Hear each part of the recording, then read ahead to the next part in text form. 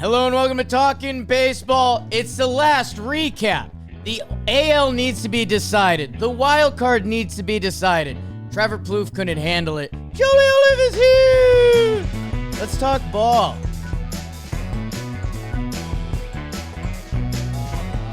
Nolan McClain.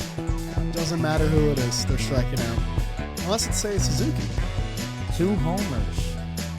Hello and welcome to Talkin Baseball, the last episode of the regular season. My name is Jake Storielli. We are playing, we look like the Rockies right now. No, that was really rude. Come on, I take that back Come instantly. No, we look like the Mets. we got our top prospects. Okay. Filling in and maybe making a miraculous run like the 06 Cardinals stat coming inbound. BBD is producing his butts off. I know the ladies like that. And Jolly Olive is here for Trevor Plouffe on his annual family camping trip, which I guess this is a better time to go than October, but maybe a week early. I don't know. I'm over it. Jolly Olive, how are you? The amount of times I've heard Jolly Olive's here for Trevor Plouffe in the past 30 days is unacceptable. What's that about? Camping? By the way, BBD's Starling Marte. I'm one of the rookies because you're calling back the vet, baby. Oh. Calling back the hot, sexy vet. The stud. I'm good. Mets won a series. Can't say that has happened very often in the past month. And with 3 to play, we got playoff baseball in the regular season this weekend. So very exciting stuff going on. We just watched the Mets together. We had a nice time. Mets go. Go Mets go.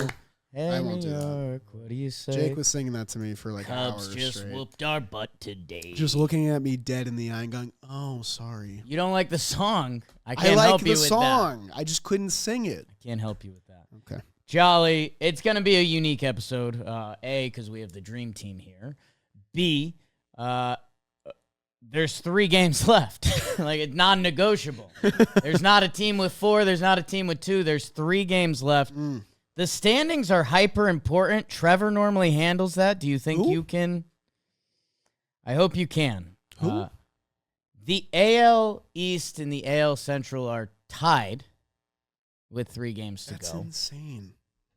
That is insane. That's insane. The National League, slightly less juicy, no shots fired, except the last wild card spot, which involves your New York Mets, who would be in the playoffs as of today.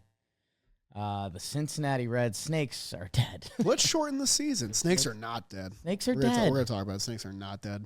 Well, then let's talk about it.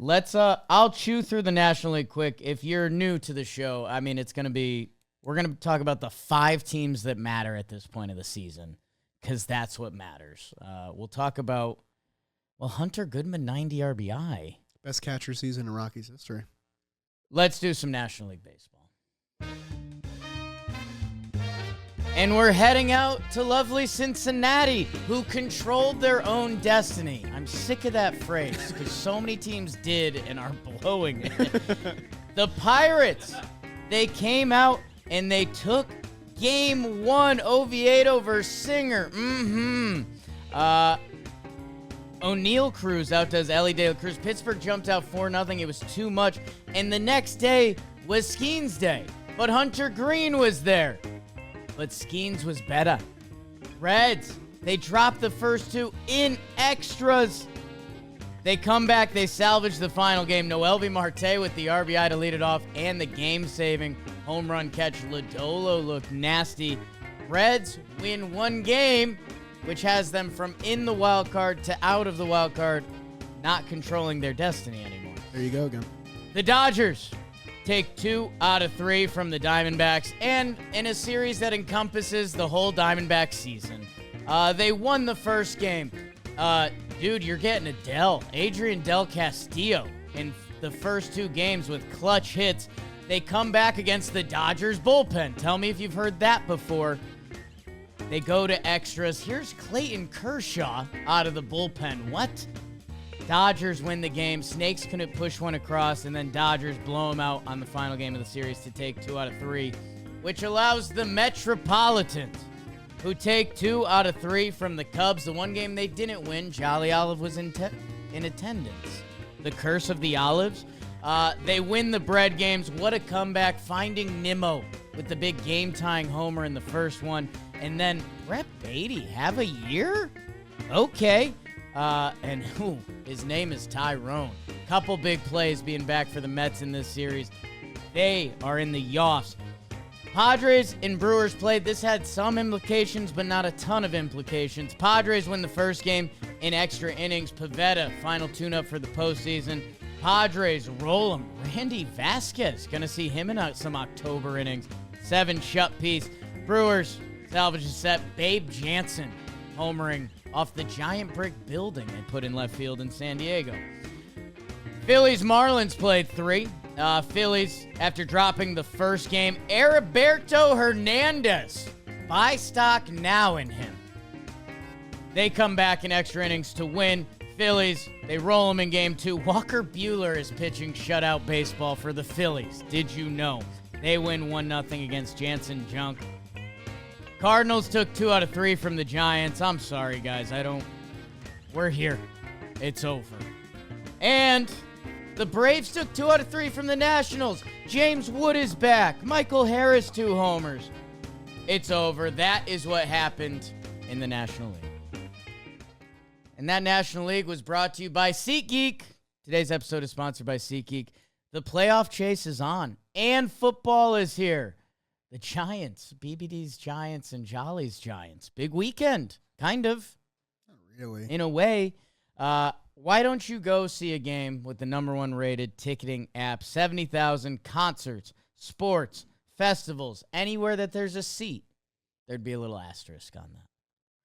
Places, a lot of places with seats. Green means good, red means bad. You know how to use the app. And we're giving you a discount, Talkin10, for 10% off your next set of tickets at SeatGeek.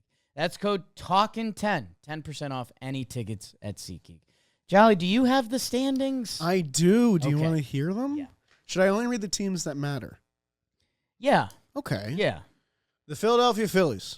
Yeah. They've won the NL East, 94-65, but no one's getting to 100 this year. Kind of crazy. No. The Mets in second place in the division, but more importantly, occupying that last wild card spot at 82-77. Everyone else in the East does not matter. The Brewers, still the best team in ball, 96-63, leading the NL Central, already clinched. The Cubs have clinched their wild card and their matchup with an 89-70 record. They're trying to maintain that home field advantage, and then still lurking down there, the Cincinnati Reds, 81-78, 3 games over and 1 game back in the wild card race. Your Los Angeles Dodgers take 2 out of 3. Probably should have been 3 out of 3. 90-69 on the year. They have clinched the West. The Padres don't lag very far behind, 87-72. They're trying to get that home field advantage in the wild card series, which is still up for grabs. And the Diamondbacks, snakes alive, hanging on by a thread, 80-79, 1 game over. They're probably going to need every game from here on out, but they still have a chance 2 games back at the wild card with the tiebreaker. Thank you, Jack. Don't. Not now. That's your name. Come on. People don't know that. Well done. Thanks. Much better than Trev. He just gets lost. Somehow the Twins get mentioned, and you're like, it's the NL standings. I have to connect with nature. Brooks Lee's good. He reminds me of me. Luke Keeschall, they're teaching him second base. Anyways, that was thank you for that, Jolly. And yeah, I believe the Brewers are 1 win away or 1 Phillies loss away from clinching the 1 seed in the National League. They're both clinched for 1-2, and with a loss by the Phillies, it'd have to be a sweep and a sweep for them to switch places. That you're probably looking at Brewers 1 seed. It's one of the more confident things we could talk about this episode, and then the Phillies with the 2. The Los Angeles Dodgers will win the West, and that's good. They will play in a 3-game wild card, either against your Mets or the Reds or the Snakes. We'll talk about that, obviously. And then Padres-Cubs, which has been lining up for a while. I do think that would have to be essentially sweep or be swept for them to switch home field and go from Chicago to San Diego. It looks like it's happening in Chicago. Again, we'll see what drama this weekend brings us. That shouldn't be part of it, but you never know with this beautiful baseball season. With that, Jolly, Let's talk Mets. I just did that. You like them. I do. They played the Cubs. Like I mentioned, we were there Wednesday night. Thank you to the beautiful people of Chicago. We had a event at the DraftKings Sportsbook. A lot of ball knowers there. A question was asked, what makes a ball knower? Which spent me into a cycle. I'm still not out of it. Answer. It was a good answer. Just sitting on the airplane rocking like Leo. What's his name? Leo DeRocher? Who's the old Braves pitching coach? Anyways, Jolly, where are you at? Yeah, I know you just recorded Shea Station with Jerry Blevins. He was here. In the office. This is awesome. Good seeing him. Yeah. Speaking of 6'7". You guys double hugged. Speaking of 6'7". Oh, come on. We had a nice moment there. Where are you guys at? I guess, what did you guys just talk about? This was a win or die series for the Mets. They dropped 2 out of 3 to the Nationals, which you can't do if you're going to be a playoff team, but apparently you can get away with it because the Mets went to Wrigley and took 2 out of 3. Game 1 was incredible in that series. Mets were down 6-1. They got only 4 outs from their starting pitcher, David Peterson. Bullpen patched it together. Nimmo and Alvarez had huge homers. The Mets are able to take 2 out of 3 because of that win. We were at Game 2. We had a great day in Chicago. I'll say it. We had a really nice day. Okay. The event was awesome. Wrigley was awesome. Murphy's after the game was awesome. Oh. We had a fun day. Big series for the Mets. They've been beating the good teams, and they've been losing to the bad ones. And now they're going to play the Marlins next, who are kind of in the middle of those two things. So stay tuned. Where are you at with the Marlins? Because I know that used to be a house of horrors for the Mets. I think it still is, Okay. especially when I think Mets fans at the very beginning good. of the season were they circled Miami end of the year last year and said, this is going to matter. And here it is, and it matters. I will say the Marlins line up their 3 best pitchers because they still had hope. Yeah, I didn't see that yet. I know. They had hope that they could still clinch if they were able to, I think, win the Phillies series. They didn't end up doing that, but they still have Sandy, Yuri, and Edward Cabrera going in Jolly, these 3 this games. is a disaster. It's a nightmare, Jake. It's an absolute nightmare. We can go into the nitty-gritty there. We don't have to. The Mets have good numbers against Yuri. They have bad numbers against Sandy. They have played well in Miami recently. We'll see. They got to go out there and win a series. If you can't beat the Marlins in a series, you probably don't deserve to be a playoff team anyway. The best thing the Mets have going for them is that the Reds are playing their big bad wolf. They're playing the Brewers in Milwaukee.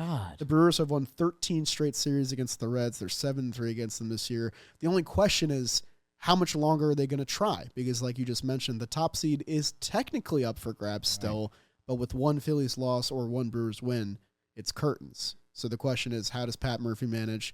And can the Reds conquer a demon? I don't know. It's a lot. It's a lot. It's a lot. Jolly, that's a lot. Hey, Brett Beatty. I like Brett Beatty. That's your starting third baseman in a 1-game playoff? Well, we were at Game 2. Yes. We got to watch some Mark Vientos defense firsthand. The Mets are a bad defensive team. They have a lot of shortcomings there. You mentioned Tyrone Taylor. Him coming back really fortifies their outfield defense. But, yeah, I mean, the Mets have to give their pitching every advantage because their starters might only go 2. Right now, they have to be the 2024 Tigers. Last year, the Tigers had 1 starting pitcher, and they went to Game 5 of the DS because A.J. Hinch just did pitching chaos. Guys are going to go 2. They're going to face the order 1 time through. That's kind of how the Mets have to treat this. Their 1 starting pitcher was the best starting pitcher in baseball. Yeah, I want that as a caveat to pitching chaos. Hey, McClain. No, McClain's be been that guy. Best for a while. Man, it's Jolly. This is tricky. Okay. I want to see the Mets in the postseason because how they navigate that pitching is wild. Because I've said this probably 5 times now. I said that like that's a lot. I don't know. We talk a ton. You guys listen to a lot Not of that baseball. dramatic. Thank you, everyone that listens. Nice. In theory, everyone that can come into the game, I'd be like, okay, I'll watch them for an inning. We saw Clay Holmes and Sean Manaea pitch an inning in our game that we saw at Wrigley, which is I wasn't expecting that at all. Why didn't he cover home? Why? Well, because he should have been out of the inning, but Mark Vientos made an error at third base. Brett Beatty. Because Pete Crow Armstrong. Welcome back to Shea Station. Pete Crow Armstrong joined me. Jerry looks shorter. Sorry, that was mean. Cubbies in this series, Seiya Suzuki turns on a couple balls, which he's had a rough go of it recently / in the second half. Yeah, I don't know. I think the Cubs are just in this interesting spot where the Padres have been lined up for them for a while. We did our live show outside of Wrigley. I asked you and Joe's who's the team from the opposite league that you wouldn't want to see coming out of the World Series. Joe's McFly said the Padres. Yeah. A couple Cubs fans were like, yeah, you don't want to see the Padres because their bullpen can end a series instantly. Never mind the star power at the top. Right. Hey, the Cubs have that same star power. Same, but different. That the environment at Wrigley, I hope home field matters.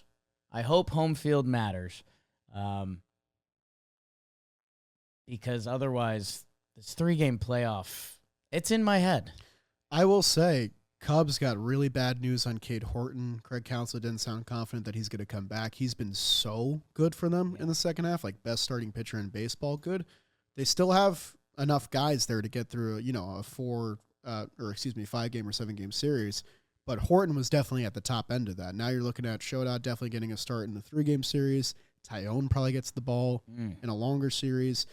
Cubs rotation is definitely a strength. Bullpen for them right now is not. So as many innings as they can get from the starters, the better for them. Whereas the Padres are kind of the inverse. The Padres have a lot of question marks in their starting rotation, but if they can get 4 innings from Dylan Cease with a lead, they might just win a ball game.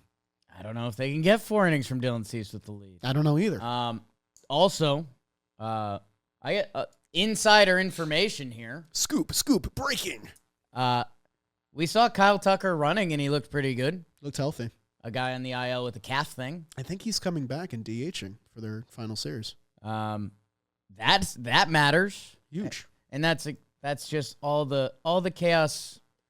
Like, Cade Horton was going to get the ball in game 1. He still might. We're still waiting for injury updates. Kyle Tucker is one of the best players in baseball those are big updates for your Cubbies. What voice was that? Let's make sure that doesn't happen again. That was like sleazy finance guy. Why'd you double down? Anyways.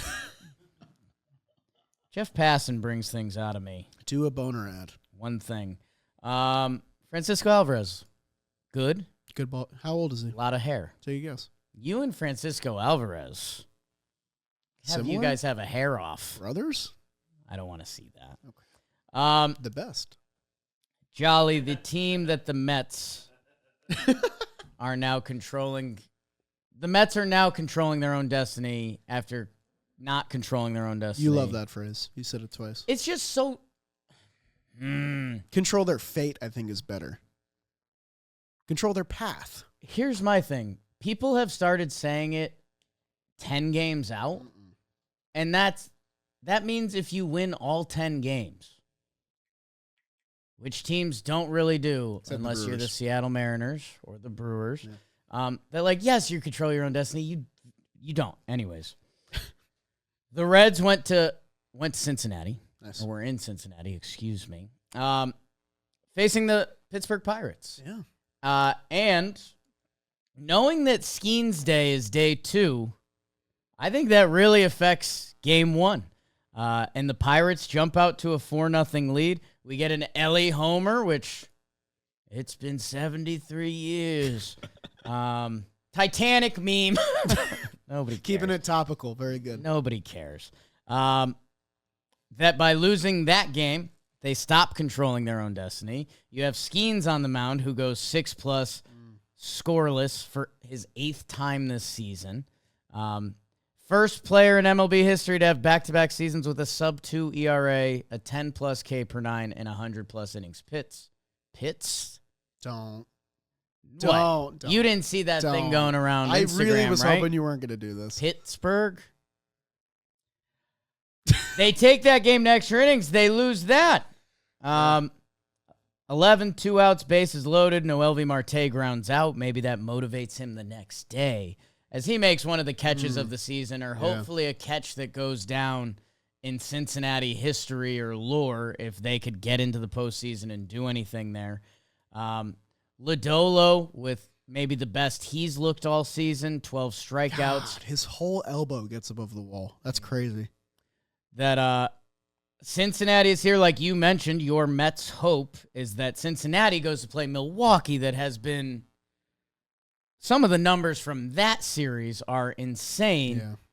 And I guess the other thing, and I've said this previously, which maybe I'll just stop fucking saying because I've said everything previously at this point of the season.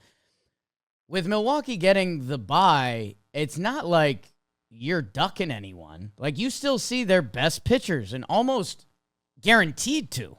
Like, in a normal regular season game, if the Reds were up 2, you wouldn't see Milwaukee's best relievers. Right. You're going to see them anyways because it's their last throw day for 4 or 5 days. So, Cubs, the Mets and Reds are walking into death traps. Yes. Oh There's a world God. where they both lose their series, but like one of them gets in, and it doesn't feel good. Controlling their own destiny. That's, I think, 7 times the show that you've said that. Here's what I'll say about the Reds. One, their series with the Pirates kind of felt like they were playing a lesser mirror of themselves, a team that is a starting pitching forward team that if they get a little bit of offense, they win a game. Reds should have won that series. I know that Skeens Day is the middle day, but also they had Hunter Green going in that game, who has been the best pitcher in September. He's been absolutely nails. He just threw a complete game shutout for them. This was an incredibly winnable series, kind of a must-have for them on their home turf that they weren't able to get done. Every game was incredibly close. Right now, their offense it's a struggle. Like, it's Noelvi Marte and Miguel Andujar, and that's kind of it. Like, the offense has been top to bottom just underwhelming, and they've really relied on starting pitching to get them wins. For them, if they go to Milwaukee and they face who is going to be Milwaukee's guys that are going to be playing in playoff series, and they win that series, that means they've earned it. I mean, that means good for them, and they were able to conquer a demon there. But they're going to get Freddie in Game 3 because that'll set him up on normal rest to pitch Game 1 of the DS. They're going to get Mizorowski, and they're going to get Quinn Priester tonight. So it's not going to be easy going for that offense that really needs to wake up if the Reds are going to make some noise here.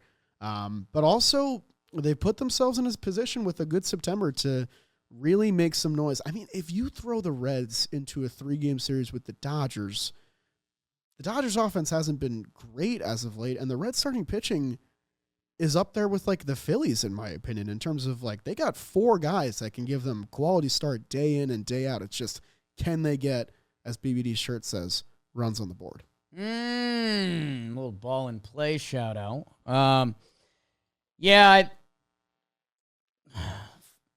Dodger fans, I guess, let us know. Who would you rather see at the end of this? Would you rather see the Cincinnati Reds and Hunter Green, but their top home run hitter, I think, is Spencer Steer with 21 on the year?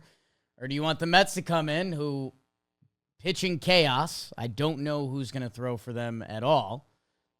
There's some names, but it's Soto, it's Lindor, it's Alonso. Lindor and Soto, the third pair of teammates to ever go 30-30. Can you name the others? One of them is Mets. It's Hojo and Darryl, and then the other one is Rockies. It's Dante and I don't know. I don't know the other Rocky. Sorry. Fantastic baseball player. Ellis Burks.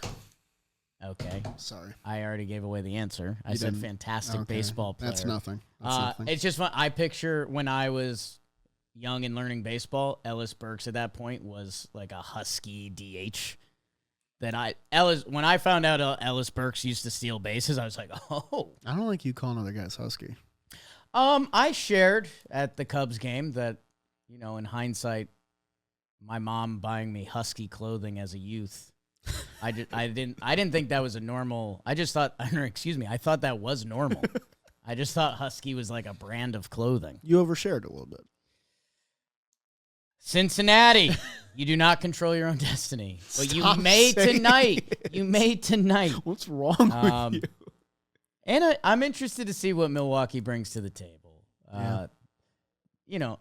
Pat Murphy is not going to let them rest on any laurel. In fact, he's probably trash-talking his own players as they arrive. They're running today. suicides mid-game. Like, you might see that. You might see him, kick Freddie Peralta to the bullpen today. Just to Freddie was feeling a little too good. So, those are the two teams that I think you have to be the most locked in about. Arizona. Don't sleep, man. Well, why 2.1% chance, Arizona? First of all, I'm so sick of playoff odds. Give me a break. Mets are at like 99 during their losing streak. Give me a break. They're facing San Diego. Yes. In San Diego. Mike Shildt has all but said, we're not trying this series. He said yesterday on Foul Territory, I'm putting my pitchers in bubble wrap. So whatever probables you see for them, I wouldn't believe that too much. Meanwhile, the Diamondbacks effectively punted the finale of the Dodgers series to set themselves up with their three best starting pitchers for this set. So there is a very realistic world, in my opinion, where the Diamondbacks win all three of these games. You don't believe that? I'm reading some of the names in the Diamondbacks bullpen. Sure. I enjoy a lot of baseball. Right. I follow a lot of baseball. I'm not going to dox these guys. There's a lot of young guys that I hope I know their names better soon. Dude, them losing that Dodgers extra inning game. Yeah, it was tough. That was it. They had them. Especially after winning the first game. They had them. They came back against the Dodgers bullpen. Shohei, my God. Have the Dodgers announced their wild card rotation yet? I mean, we got to talk about who came out of the bullpen for the Dodgers in that game, too. Old man Clayton. Not that. I mean, that was crazy. But Roki Sasaki came out of the bullpen and looked really good. Really good. And we just talked about the Brewers.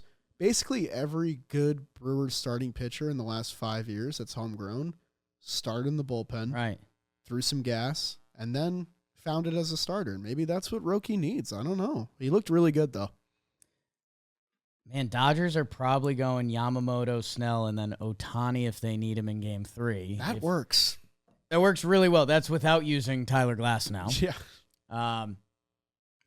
Or if they win the first two games, then you have wild card. and you have Shohei and Glass now. What is this?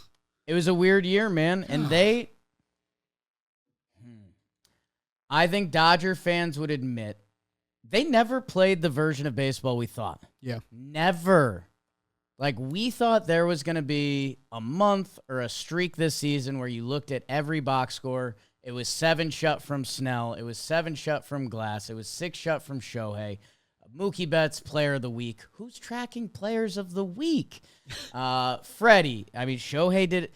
It just never clicked on all cylinders. There was times where their bottom of the lineup stats were like, what? Like, if you guys can just do anything, we're probably getting hot.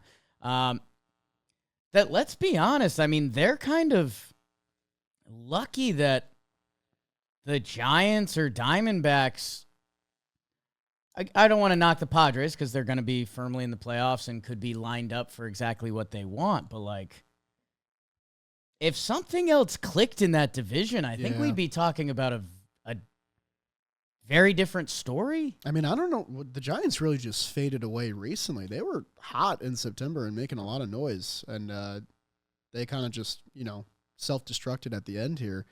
Snakes, if they didn't sell, how are we talking about them right now? I still think they made the right decision for where they were, but, like, man, if they had still had Gino and Naylor in this lineup and a couple of those bullpen guys, I don't know. Shelby Miller was huge for them. They traded him. It's hard to say. It's hard to say. It's hard to say. As if it's just not how baseball works, sadly. Wow. Wise. Very wise. I'm getting old. Let's see. What else from this? I don't know. I guess National League. I mentioned Phillies at the start. What else in the National League needs to be mentioned, Jolly? I think that's it. I mean, I think you're going to get your top seed tonight. The Twins have Joe Ryan going against the Phils, against Aaron Nola. Not a great matchup for them. Wow. Brewers are throwing out Priester. I think that is the National League. It's just keep your eye on those three teams. Mets, Reds, Diamondbacks. It's going to be absolute chaos. Tonight the Mets get Alcantara, who I think they have never beaten ever. So would be a great time to start. Never beaten ever. I can look in. I'm sure that's not true, but watching Sandy Alcantara manhandle our lineup. The Reds with every tiebreaker. That's nuts. What? They have every tiebreaker. Yeah. Nuts. Yeah. Let's jump over to to some American League Baseball. If that's okay. It's okay with me. In the American League, go Guards, go. No. The Cleveland Guardians take 2 out of 3 from the Detroit Tigers. They take the first game. How are your ones? Skubal versus Williams. Are we going to get that start again in a couple days? We'll talk about that. The Guardians go on. They knock around Jack Flaherty early. There's George Valera. You know he's always in the mix. He kind of was. Had a really nice series. Guardians win that 5-1. The Tigers. The sky is falling. Or is it?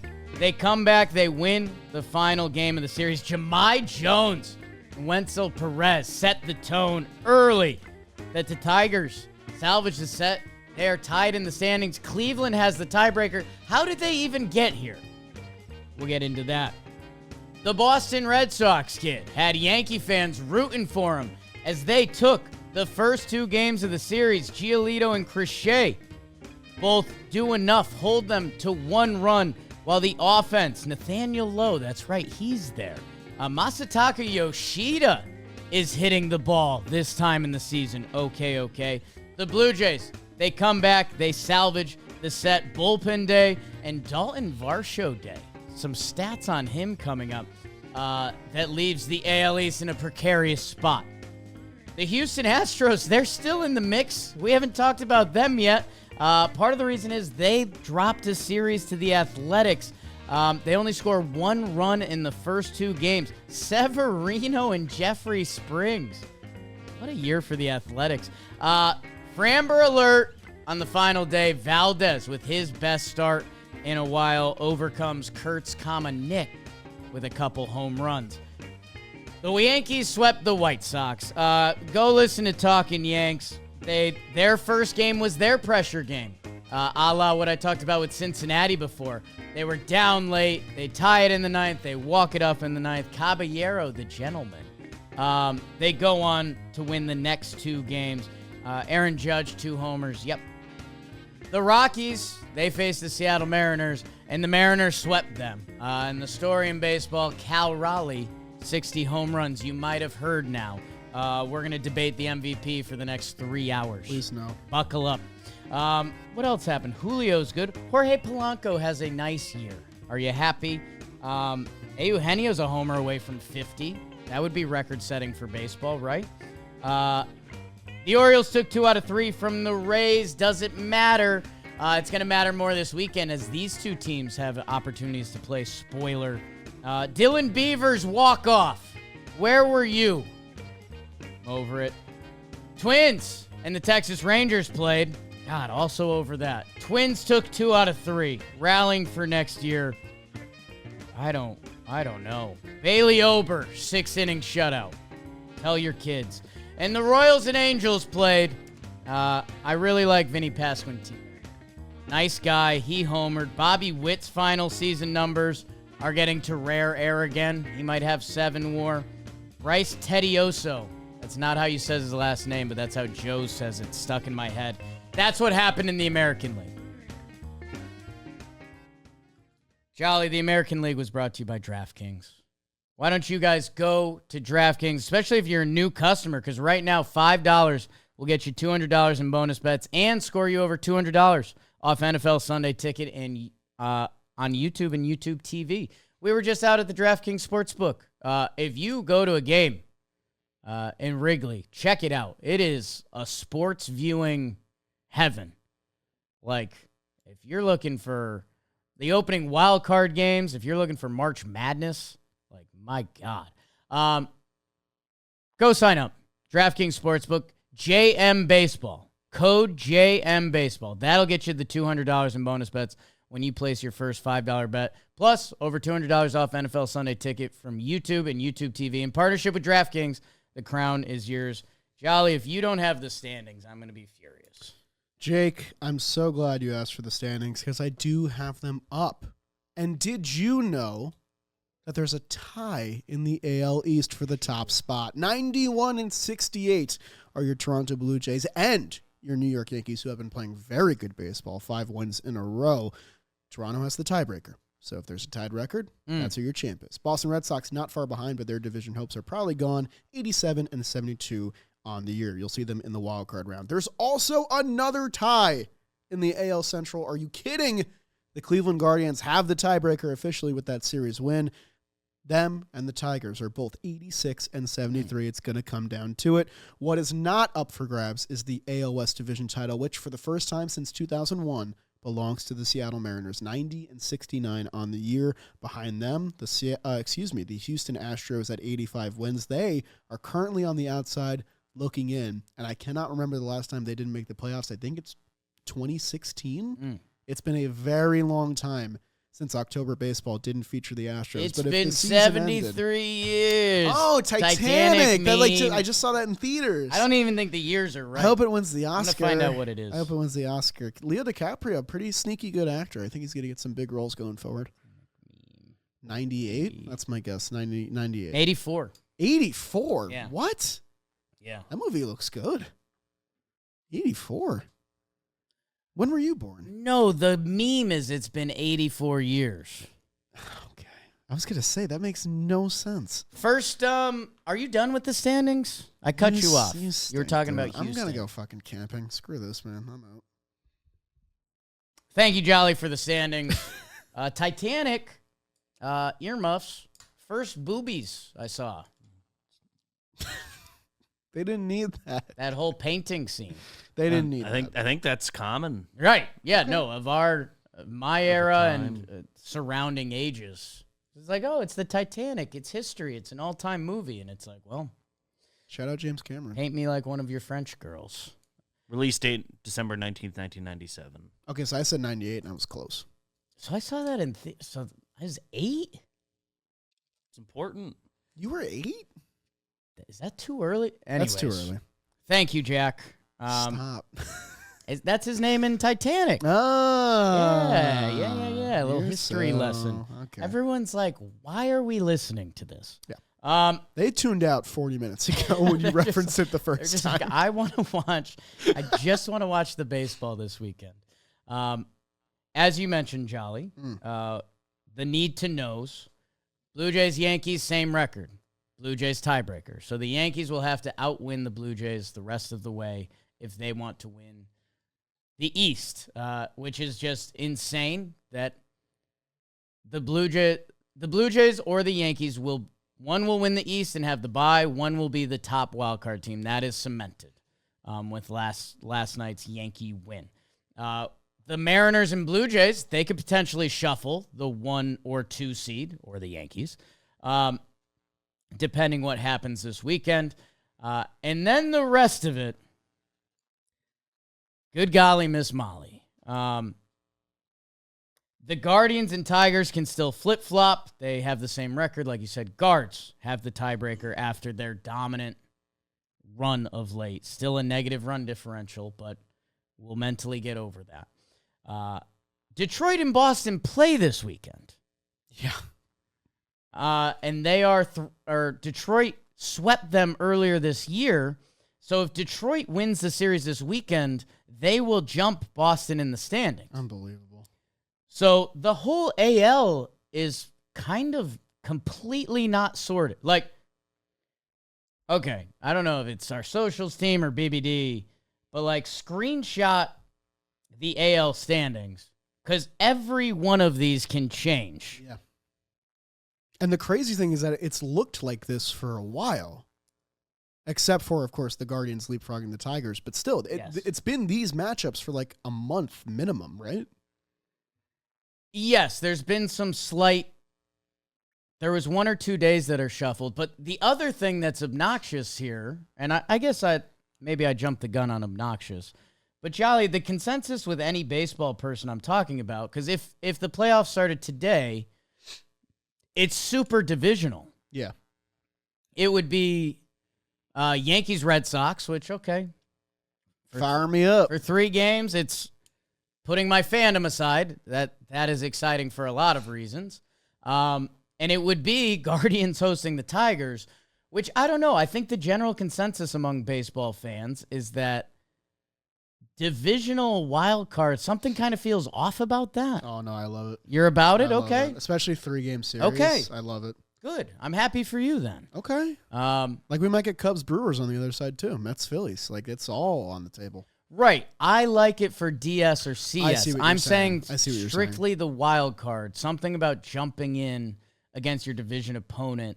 Something feels off about that. Well, it might all change, Jake. Right. And I think in the AL it's going to. It's just the who, what, where, and the why. Let's do Detroit and Cleveland because that was kind of this was playoff baseball. Like I think in game 2, Will Vest was out in the 6th inning, like trying to put out the fire. Like this was playoff baseball.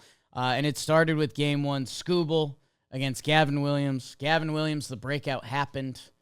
His year-end stats. Scooble, Vegas very much has him winning the Cy Young, which there's probably more a him and Crochet debate than you'd think. Or if you believe there's still time to get money on Crochet, and you could like Vegas has Scooble winning it, and I think it's the answer, but things are very tight. Can I live bet on this show? Is that allowed? Anyways, absolutely. Is that frowned upon? They enjoy that. Yeah. Game 1, Detroit comes out. They take the lead. They've been scuffling. Riley Green solo homer in the 6th. It's 2-0. Here's Jose Ramirez. Here's a wild pitch to tie it, which that's something in baseball that what that does energy-wise, the Yankees got to run off that too. That should almost count as 2 runs, and then it does as Arias gets the ground out.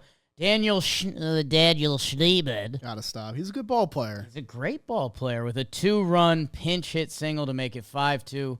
It is absolute pandemonium in Cleveland as that game flips the script and puts them on top in the division. The Guardians, after this game, were in first place for the first time since April 22nd, overcoming the 15.5 game lead. First team in Major League history to overcome a double-digit deficit in the division or league in September. Oh, my God. This is an all-time collapse, I guess. Jolly, do you start with guards or kitties? I think you have to start with the Tigers. Okay. And not saying that the Guardians have not earned this. They've played incredible baseball. But there was one clip I saw of the post-game from this first game where someone's interviewing Riley Green, and they tell him that tonight the Tigers had struck out 20 times. Oh. And Green asks him to repeat it and then looks absolutely shell-shocked. Like, I think that it's finally setting in for the players because it's a one game at a time thing, but this has never happened before. The fact that they took the finale in this series is massive to keep them tied, but all the momentum resides with Cleveland. And you remember when you brought up the question before of what team you don't want to face in the other league? I said Cleveland, and I got some confused looks from the crowd. Just started booing and no one booed. Some people agreed. agreed.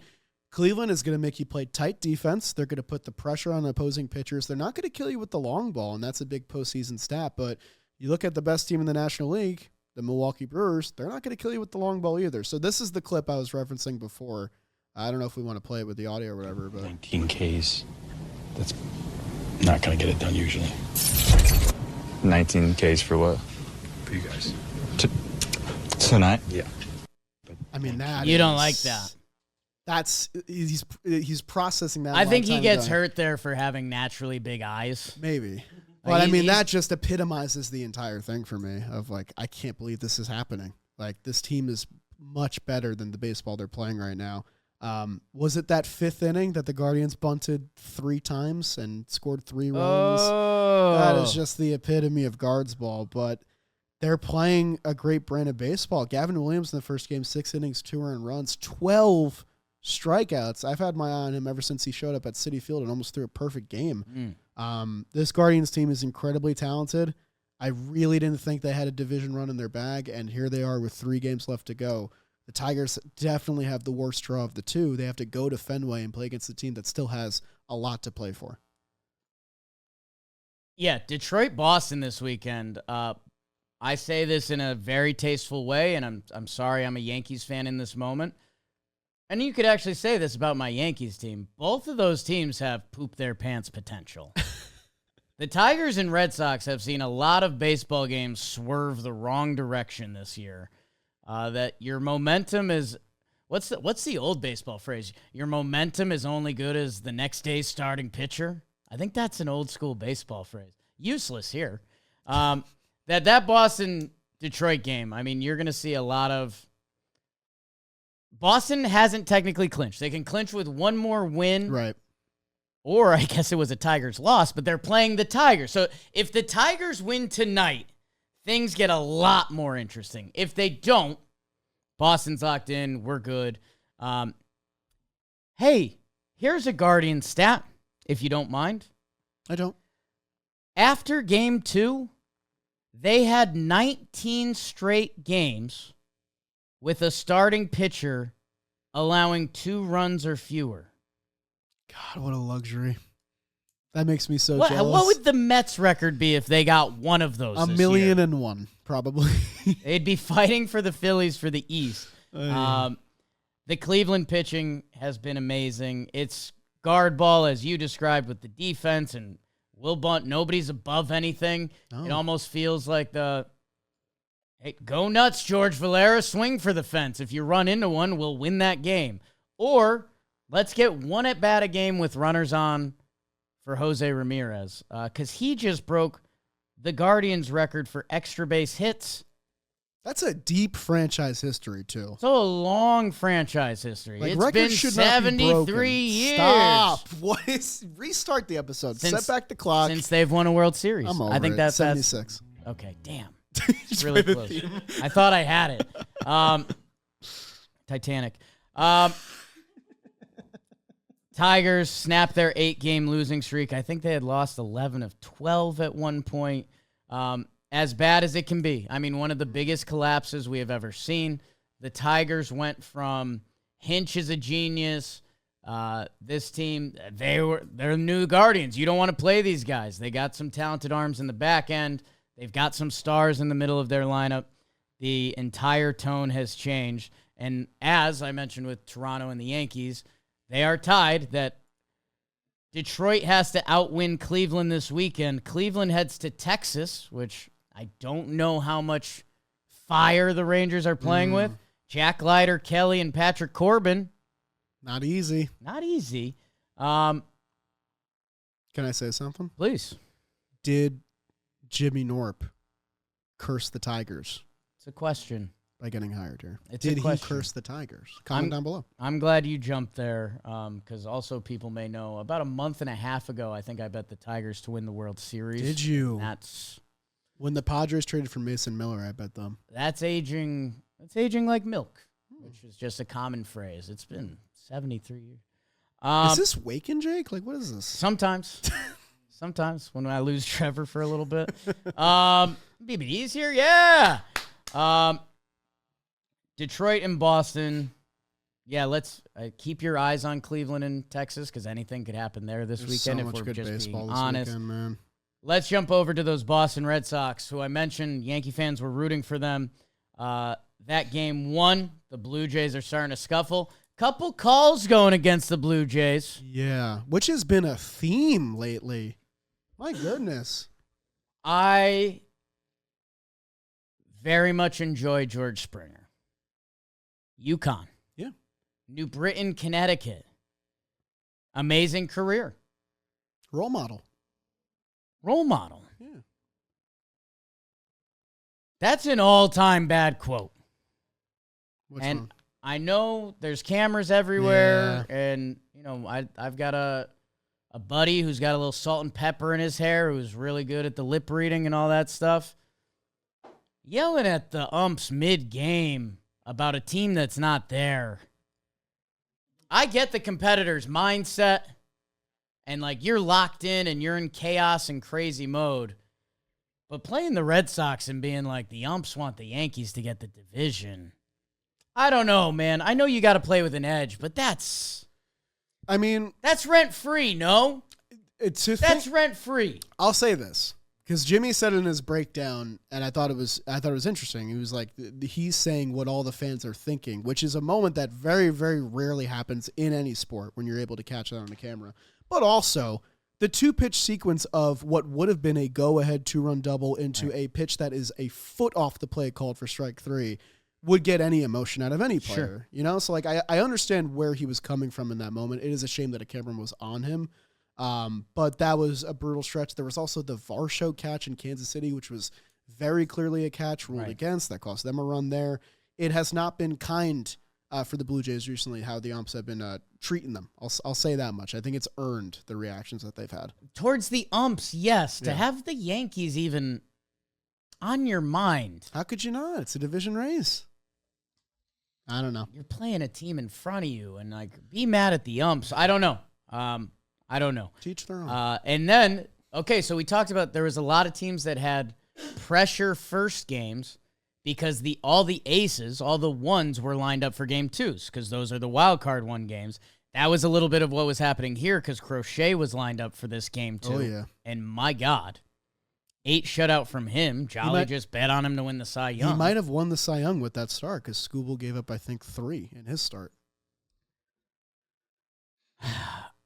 I don't know.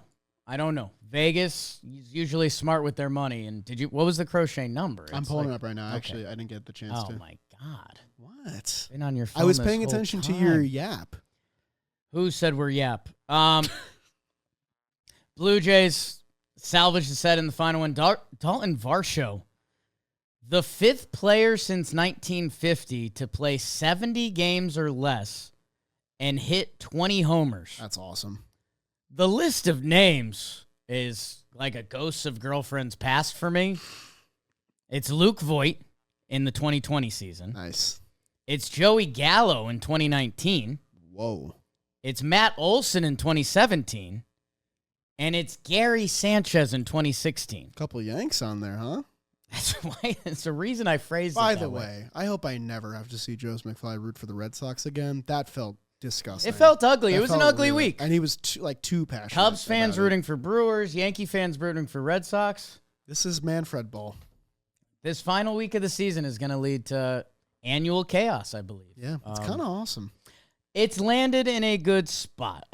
You wish a couple teams' records were maybe the NL wasn't limping as bad. Maybe Houston wasn't as limping as bad. Yeah. Something to watch for the Red Sox. Trevor Story, 6 errors in his last 7 games, 5 throwing. Whoa.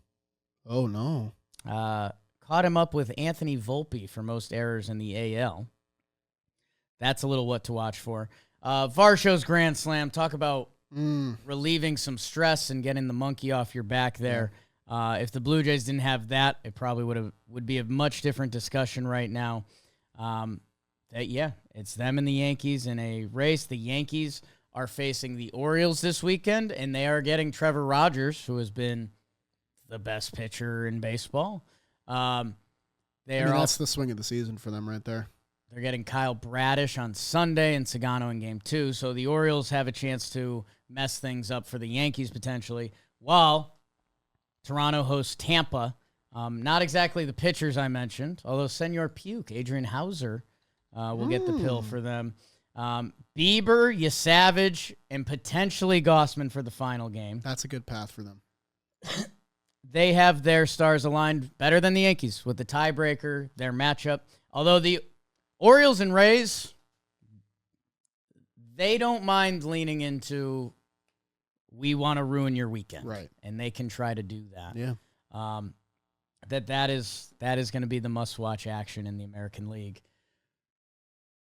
As we leak down the AL a little bit, we talked Boston and Detroit, I guess. I guess we should get some pitching matchups there as we're kind of teeing up this weekend's games. Casey Mize versus Kyle Harrison. Wow. Whoa. Okay. That's Whoa. out of the park baseball destinies have ended up here. World Series Game 1. Chris Paddock versus Connolly Early. Chris Paddock's getting a start. I felt weird about my poop your pants potential comment. I don't now. Yeah. This series is going to be, it's in Fenway, which is just a multiplier anyways. A lot of rookies getting massive starts this weekend, man. It's that time of year. Holy I think shit. teams like try to hide guys now and then bring them up towards the end of the year. What were you saying over there, Beebs? Just a lot of chaos with Fenway, a lot of rookies. They hide guys, be like, oh, you probably don't look at the minor leagues. And this is also the thing with the Red Sox, like the top half of the rotation, Nice. The bottom half.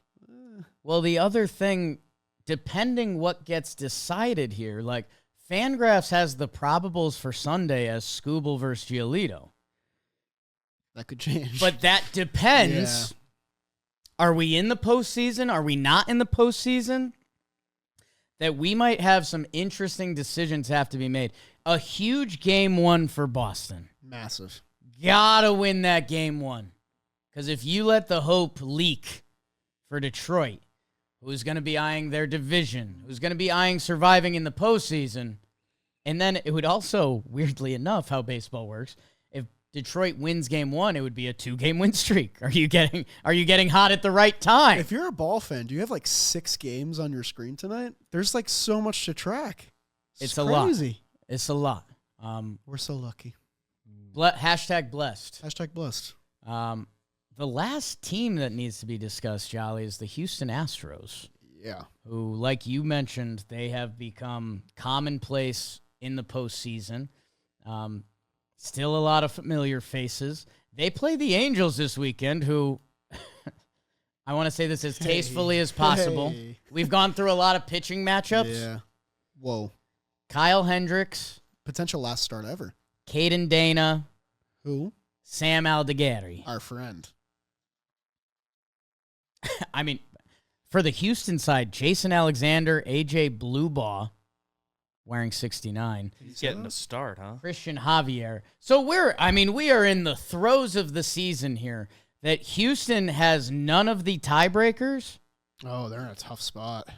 That they have to jump everyone. They got sweep. And with everything I just mentioned, if you told me Houston sweeps this weekend, I'm not surprised at all. But they have to be above Cleveland, Boston, and or Detroit. So we're fully in the situation that we were with in the NL last year, where 2 teams in the wildcard picture are playing each other, and if they split at all, they both get in. Right. And the Astros have to sweep, and they're in the Diamondbacks role. So it's basically history repeating itself in the other league. It's wild. Yes. Yeah. So Astros are rooting for sweep or get swept. Yeah, they're rooting for one team to take all the games. And yeah, the other caveat to that would be if Texas can somehow sweep Cleveland, they are still... Yeah, man. My brain hurts. It's a lot. It's a lot. Alive. It's a lot. Texas is dead. If you need to hear about them again, I was saying this, and I feel slightly vindicated because I know Framber hasn't been good, but what could be his last start as a Houston Astros, Yeah. 7 innings, 1 earned run. And yeah, I can't believe it's gotten this bleak. There's a lot of stats you can... baseball doesn't necessarily work like this, but the Framber intentional cross-up has been kind of where their season has started to spiral. Jolly, they were one of your teams from the start of the year. The Athletics. Kurtz, Nick's final stat line this year? It's going to get MVP votes, no? Yes. Like, absolutely. What? 293. That's very good. Yes. In today's baseball, that's incredible. Okay. 35 home runs in 114 games. 88 runs, 84 RBI, a 387 on base, a 1.01 OPS for a rookie. Being real right now. What? How many first basemen do you take over him? For a season? Yeah. For the 2026 season. I mean, who's in play? It's like I think Vladdy's in play. Matt Olson, Pete. There's a very strong argument. Like, this might be the best first baseman in baseball already, and he's 22 years old. They'll have to tune into the Wake and Jake Jolly tier list next year. 10 weeks of hell. Just an incredible season. Awesome. Houston does not control their own destiny. They will have to win out against the Angels, which is very on the table. Yes. And they need a certain level of chaos that I'm not ruling anything out, but they need a lot of help to get into the dance. I'm getting nauseous listening to this. Let's see. What else do we need to highlight? Seattle's incredible. I'll talk about them later. We got to keep it moving. Okay. I was going to ask you about the Yanks, but we can keep moving. What do you have? Just how you're feeling. 8-2 in your last 10, playing better ball, beating the teams they should beat. Like, I know the vibes this time last month were kind of bad. Can I be honest? Sure. I'm juggling a fucking lot. My life is crazy. That's what you're saying. If the Yanks win the division, that's fantastic. Jimmy has a kid coming. This is the second time that he's done this. They've scheduled an appointment for the kid to come out on day one of the wild card. If you work in baseball, there's why a are you last doing day it can October come babies? You can control this. That means October birthdays for the rest of time for him. Yeah, that came up It late could be on September 30th. That came up late on Talkin' Yanks last night that Jimmy was like, yeah, Katie was asking me, like, wait, are we going to have to deal with playoffs in his birthday forever? And Jimmy was Yes. like, no, the playoff format's bad. They're probably going to change it. I was like, Katie did not listen to a word of that. It still will usually start on September 30th. John, you got a lot of power. You don't have changing the playoff power Doing yet. it twice is insane. I'm sorry. I'm very happy for him. on That's both ends. crazy, though. Powerful seed. Don't. We're feeling good about the team. It's just, dude, Caballero. of all the teams' paths we've currently talked about, they're in the same boat where we could be playing 3 against the Boston Red Sox. We could be the 1 seed hosting an ALDS against Cleveland, which we have a fantastic track record against in the postseason. Are you a guaranteed host? I think if Guaranteed host, if the which Red is Sox nice. sweep and you guys get swept, No, don't they have the tiebreaker? they're not. Yankees are yeah. guaranteed Okay. 2 home playoff Okay. games. So to start. we're feeling good. They're playing a good brand of baseball. Judge is incredible. Like, you have a 1-2 in the rotation. There's the bullpen, guys in the bullpen that should matter are doing nice things. So, like, of everyone's recipe, there's a lot to like there. It's just the wild card is brutal. Free and Rodon, though. When Three-game you're in the series. wild card, you can't dream yet. No. You're not real. I like that Jimmy says you're not really in the playoffs. No, yet. it's a play-in. Yeah. It's a play-in. Feels like a playoff game. You're not really in it 3 yet. games. Anyone the can lose feelings of 3 it. games. Yes. So that's where I'm at. Let's save some Seattle Mariners talk. MVP Because talk. they deserve. Oh, that's right. The It's remaining time. 3 hours. Wow. Let's move on to standout performances. It's time for Standout Performances. Standout Performances. This guy stood out for Trev. The squeaky. Rob's insane. Yeah, he's a crazy person. Do you have a standout, Charlie? I have one. Okay. I'm giving my standout to Nico Hoerner of the Chicago Cubs. The 300 hitter is dying in baseball. I need someone to do it. Judge is going to do it. Jacob Wilson's going to do it. I need Nico Hoerner to get in that club as well. He had a 3-for-5 performance, his first game ever with 4 runs scored. Swiped a bag for the Cubs. It was a game they lost, but it wasn't because of Nico Hoerner. I really just like his brand of baseball. Like, if he was on my team, I think he'd probably be my favorite player. Hardest guy to strike out in the league. So he gets my standout. It's a good one. Thanks, man. If we did a offseason most underrated players in baseball, Nico Hoerner has an argument that goes with anyone. Yep. What? Nico Hoerner, Will Smith. After this season, Will Smith might be out. Ketel Marte used to be there. Future Yankee, according to Joe's McFly. Comment below. Yeah, why not? Nico Hoerner's really good. Yeah, really good ball player. Those Cubbies, man, they're an interesting test for me. Again, like, I feel like Cubs fans and Padre fans haven't been able to officially dream about the postseason because literally one of them will be out. Yeah. Cubs, like, I love them in a 7-game series. I don't know how much I like them in a 3-game Their series. defense, when you go around the horn, you're So like, good. damn, that's awesome. Their lineup, when you go soup to nuts, you're like, damn, that's awesome. The pitching names have freaked me out all year, and maybe that's rude, and it feels like Imanaga's not coming in at his best necessarily, and like now Cade Horton's banged up. That I don't know. If the Cubs work, it's going to be a beautiful team to watch. I'm worried. I'm worried for the Cubbies. The Padres have been in a lot of big playoff games. Like, God, that team feels like they could lean into being on the road and being the bad guys. They like that. Hey, the Padres don't really know what they're doing with their pitching. It's Pivetta and then their kitchen sink mode. I can't wait to watch that series.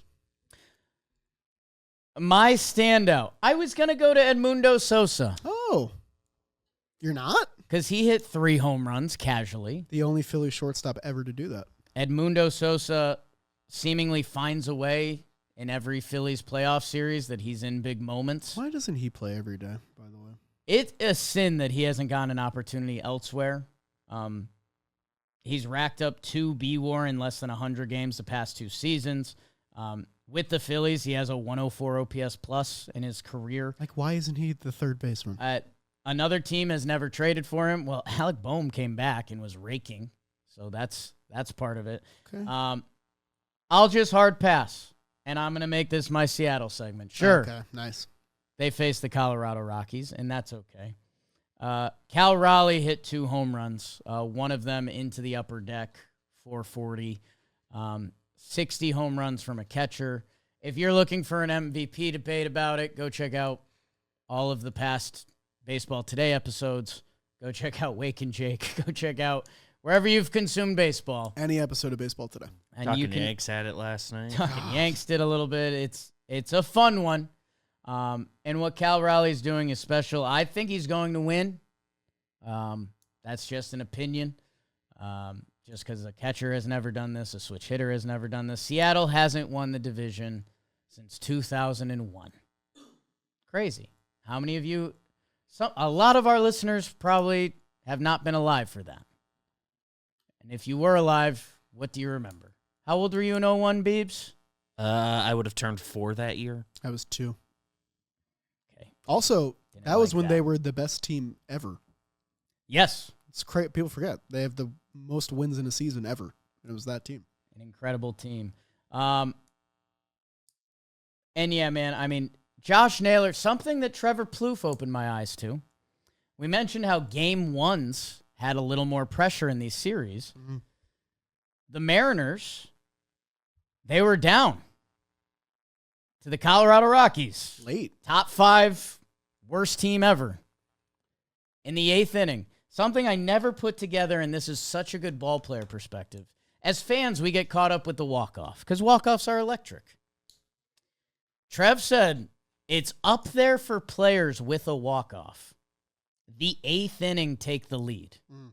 You go from losing the game, this might not be our night, everyone's going to be sad, we're going to have to do sad post-game pressers, to we're up, here comes the closer. 3 outs. And that's all you need.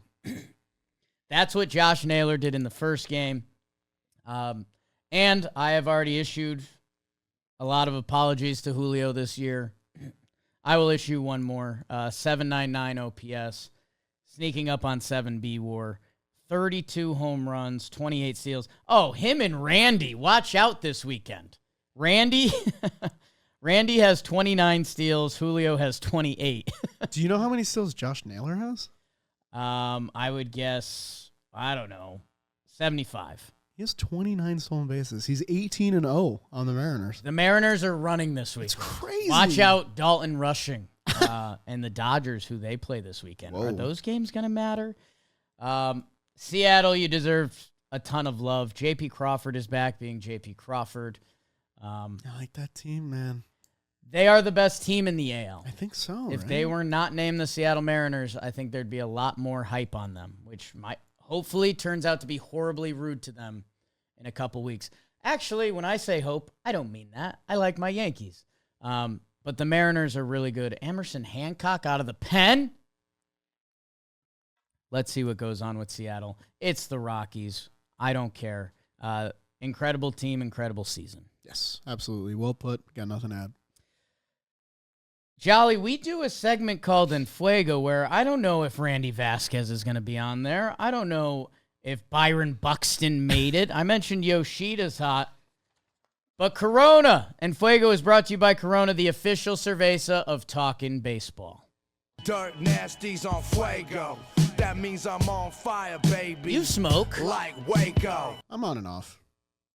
Okay. Do you want to tell me who's in Fuego? Oh, I would love to, and it starts with your guy, Dan Canobio's guy. Yeah, Shea the OG. Bangaliers, 9 for 13 in the past series. The second catcher in A's history with a 30 home run season. You know the other one. It's your guy, Terry Steinbach, Terry of course. Steinbach. James Wood woke up this week. That's good to see. 3 homers in the series, 4 for 7 altogether. He's got a lot of strikeouts this season, so it was nice to see him get back on the right side. The youngest player in Washington history with 30 home runs and 15 stolen bases in a season. Love that. Freddie Freeman also had a nice 4-hit series as well. Brandon Nimmo came up with a huge knock against the Cubbies, a 3-run homer. He went 6 for 13. How about for the whole freaking week, though? We're talking about Gino. 8 for 23. It's been a tough go for him with the Mariners. He had a huge series against the Rocks. 3 homers in that series. Ryan O'Hearn waking up for the Padres as well. 12 for 24 this past series. This past week. A homer, 8 RBIs, and an OPS over 1,000. Francisco Lindor. It's September. The games matter. Put the lights on me. 8 for 26 this past week. 3 homers, 8 runs scored, and 1,000 OPS as well. He gets to 30-30 again. Him and Soto are the third pair of 30-30 teammates. And then we just talked about him. Let's mention him again. Josh Naylor this past week hitting 455, 3 doubles, a homer, 4 runs scored, 2 stolen bases, and an OPS over 1,200. That's who's in Fuego, Jake. Thank you, Jolly. And guys, it's Corona season. The Yoffs are here. Kick back, order some Coronas. My argument is they help with winning and losing, if you think about it that way. From opening day, months ago, it's been 73 years, to the last play of the World Series. Baseball is the one sport where anything can happen. That's been the whole episode. And for baseball people, there's nothing quite like sharing a Corona, trying to relax, and enjoying every unpredictable moment with friends. Turn the cheap seats into your own private island with some ice-cold Coronas, the official cerveza of Major League Baseball. Crack open a Corona, grow up, squeeze in a lime, and enjoy America's favorite pastime with Mexico's favorite present time. Get yours. Order Corona.com. 21 plus. Enjoy responsibly. Corona Extra Beer. Imported by Crown Imports, Chicago, Illinois. How do you like that? This is the portion of the show where I bring things down for a little bit. This is called Batters Who Are Struggling. Hey man, you've been struggling lately. It's time to pick it up. Who is that? Is that Leonardo DiCaprio? I think that's the lady from Titanic. Kate Winslet. Kate Hudson? Weird mix of hombres here. Luis Garcia Jr. with your Nats is in a 3 for 32. Seeing 3.5 pitches per plate appearance this season, second lowest in the NL. Who finds this stuff? Hacking. Key Brian Hayes, 3 for 31. His 600 OPS is the lowest in the NL. Randy Rosarena is in a 5 for 49. Just saving it for the postseason. And that's fine. Speaking of Ryan McMahon. We got to get him. Of We my got to New York trade for him. Yankees. We got to. The defense has been I know. delicious. It's been a great minute. Good for you. 089 on breaking pitches versus lefties. That's the lowest in Major League Baseball. Guess what he'll be getting in the postseason? Matt McClain. Jolly. 5 for 40. Couple Reds on here. Yeah. That's a 125 batting average. Struggling with the heat. 176 on pitches 95 miles per hour or faster this year. Can I say something? Sure. So Matt McClain is my embarrassing thing from the tier list, which you like to bring up. It's just I don't like to fight you in those episodes, but I had to.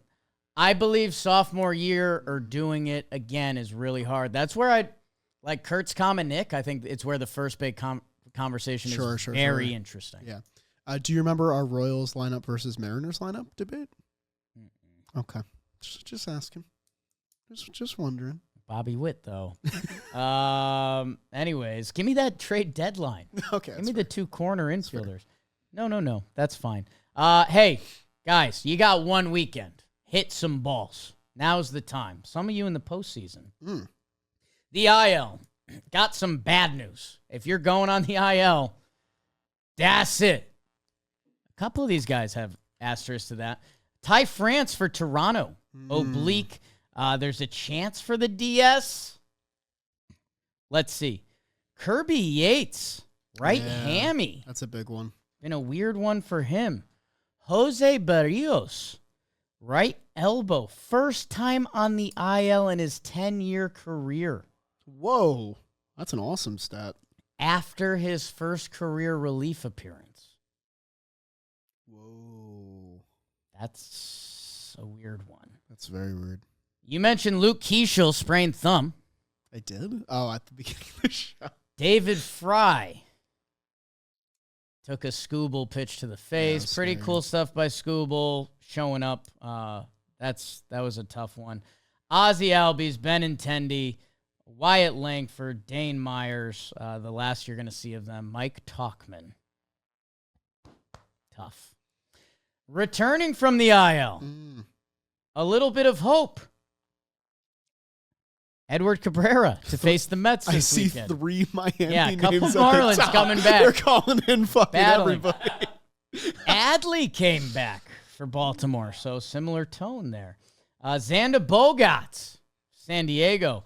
Anthony Santander for Toronto. Almost had a grand slam. Tony Taters is back. Warming Bernabel for Colorado. Daniel Palencia for the All-Jake team this year out of the Colorado Pen. Roki Sasaki, like we talked about. Edmundo Sosa, here's your 3 homers. And that's kind of what's going on. I see Laureano on here. I think he's going to the IL. Yeah, he just went back on. So that's a tough one for San Diego. He's just so fun to watch. Ryan Zephyr-John, back for the Halos. Thank God. Let's start everyone's weekend, final weekend, the right way. Awards! Awards are just brought to you by Kelsey Wingert. Hell yeah. She's the GOAT. And for all of you tuning in, we appreciate you. Let's finish strong. Jolly, do you have an award? I do have an award, Jake. And it's going to be about a player on a team that their season's over. You know, they made some noise late, but they had a very weird year. And there was one guy at the beginning of the year, speaking of our tier lists, that I was extremely high on, gave a lot of kudos to because I think he's incredibly talented. Okay. And since there's no real reason to talk about him during the show, I'm going to talk about him right now. My award is the Don't Write Me Off Award. And it's going to Michael Harris II. Okay. Who had as Okay. bad of a first half offensively as you could possibly have. He was one of the few Braves that was actually healthy this year, but was not helping his team win ball games. And there were serious questions about, was that extension a huge mistake? This guy never faced a pitch at AAA. Was that a huge mistake? Because he looks completely overmatched. Well, on Monday, he went 3 for 5 with a double and 3 RBIs and 3 stolen bases. This past week, he's 8 for 23, 2 homers, 4 stolen bases, and 1,100 OPS. His second half has completely saved what was a disastrous season for him. The end-of-year numbers don't look great, but I think that this is important for the Braves going forward. It might be weird hearing from the Mets fan talking about the Braves. They're just dormant right now. I think they're fully going to be back next year when they have their entire roster healthy. He had a 551 OPS in the first half and 831 in the second half. He doubled his home run total from the first half. He's stealing bases again. You know that center field defense is there. Don't write off him. Don't write off the Braves when you start thinking about 2026 because in a week's time, a lot of teams are going to be thinking about 2026. I'm in a real weird spot with MH Deuce. Yeah. I love center field defense, and just he think he's is so good. top tier on that. He dictates and changes games. His first half was so bad. Came out of the break hot, went into another slump.